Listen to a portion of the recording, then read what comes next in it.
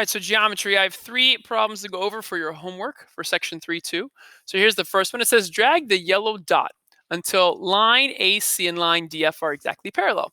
Afterwards, use the protractor to measure angles A, B, G, and angle FEH. Make sure the angle measurements are consistent with line AC and line DF being parallel. So first thing I'll do is I'll move the line using the yellow dot. So line, excuse me, let me scroll out. There you go. So line AC is going to stay fixed, so that can't move. So let's take this yellow dot and let's bend line DF so that it looks parallel. Okay, to me that looks parallel. So now the question is, if I look at these two angles, the red and blue angle, what type of angle pair are they? Well, if these two lines are my parallel lines, then this line is my transversal. Notice that the red angle is above the transversal, but the blue angle is below. So they are alternate angles. And notice that this is the interior in between the parallel lines. So this angle is in the exterior, and so is this angle. So they're alternate exterior. Okay, so that's how I identify it, right? And if the lines are parallel, your alternate exterior angles better be congruent or the same. Notice what type of angle are each of them. They're each obtuse, so they better be the same. So now we're going to take this protractor down here and measure them and see what we got. Now I'm going to be smart.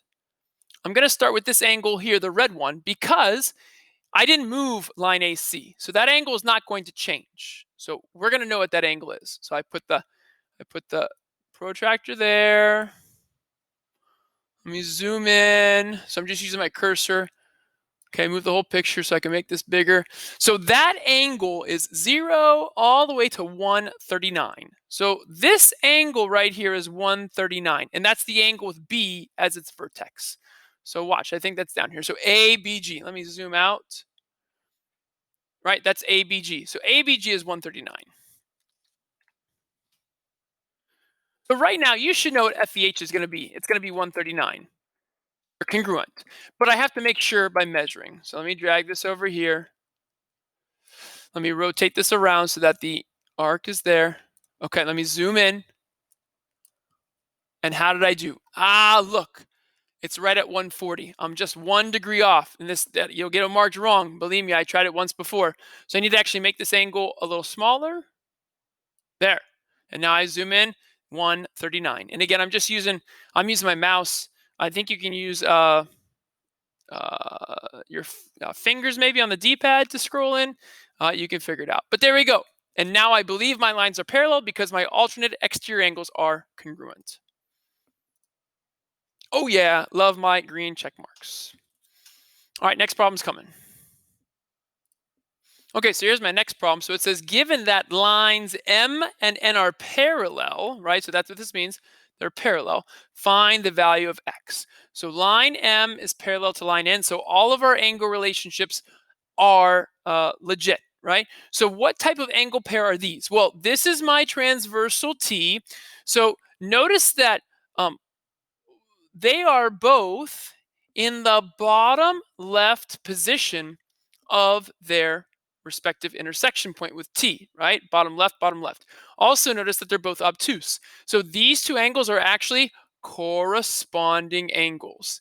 And if lines are parallel, your corresponding angles are congruent, which means they're going to be equal to each other. So that's all we do.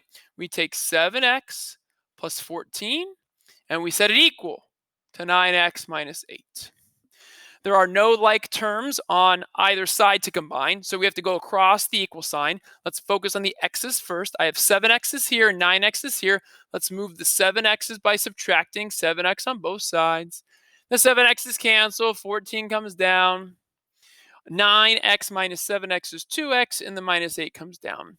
Then I add 8 to get it away from the 2x. 14 plus 8 is 22 on the left side, equals the 2x comes down and the 8's cancel. And now I divide by 2. 22 divided by 2 is 11. The 2's cancel, and that's your value of x. And it does actually say find x. It doesn't say find the angle measure. I could see the problem saying find the angle measure, but it says find x. So I love me some green check mark. So let me come down here. 11, bada bing, bada boom. Yes. And again, there's the explanation down below. All right, last problem coming. Okay, so this is the last problem I'm going to do. So again, it says that lines M and N are parallel, and we want to find the value of X. So M and N are parallel. Here's my transversal.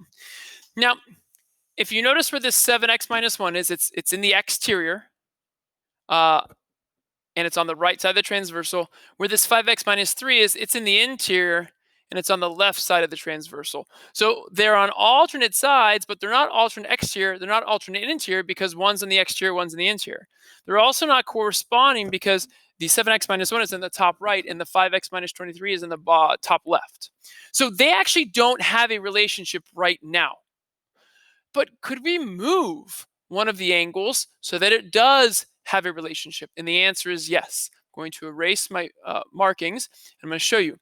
What if we tried to move this 7x? Is there an angle up here that we can move 7x minus 1 to? And the answer is yes. And let's use a non-parallel line idea. Here's our transversal T, here's line M. If 7x is here, do we remember vertical angles, right? The V. If this is 7x, this angle is congruent to this angle right there. This would also be 7x minus 1, this angle right there, because they're vertical angles, right? Obtuse, obtuse. Vertical angles are congruent. And now, if I change my colors, now we have two angles here and here in the interior, both on the left side of the transversal. These two angles are same side interior. And if lines are parallel, same side interior angles are supplementary, which means they add to 180. So by moving this angle to its vertical angle position, then I can add these two together to set it equal to 180. So this takes 2 steps. So it's a little tricky. I don't know what kind of problems you'll see. They're randomized. But if you see something like this where it doesn't have an obvious relationship, think this way. Okay, so we're going to say 7x minus 1 plus 5x minus 23. No need to put parentheses because of the plus sign, equals 180. And now we have common terms or like terms on the left side. 7x and 5x is 12x. Negative 1 and negative 23 is negative 24. That equals 180. To get the 12x by itself, add 24. 12x comes down, 24's cancel. Use your calculator if you need to. This is 204. And then divide by 12 to get x by itself. I don't know off the top of my head, so I'm going to actually use a calculator. 204 divided by 12. And 204 divided by 12 is 17. And that is your value of x, 17. It says find x, 17.